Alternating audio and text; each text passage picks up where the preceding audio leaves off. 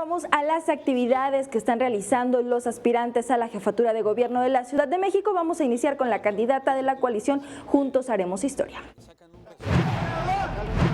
Claudia Sheinbaum, candidata a jefa de gobierno por la coalición Juntos Haremos Historia, se presentó en la explanada delegacional de Azcapotzalco para presentar su propuesta política para la capital del país. Destacó que la primera acción a realizar, al ser jefa de gobierno, será aplicar la austeridad republicana para ahorrar 25,000 millones de pesos que se invertirán en rescatar los programas sociales impulsados en anteriores administraciones.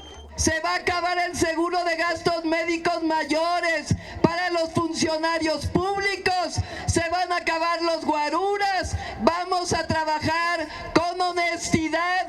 Ante miles de personas presentes para escuchar las propuestas del candidato presidencial por la misma fórmula, Claudia Sheinbaum destacó que en la capital se estima un voto importante en favor del candidato. Aquí en la ciudad te vamos a dar más de 1 millón de votos de diferencia. Indicó que el 1 de julio será una jornada histórica no solo para la ciudad, sino para el país, y pidió a los capitalinos ejercer su derecho al sufragio libre. Va a haber filas y filas de votos libres, de ciudadanos, de ciudadanas.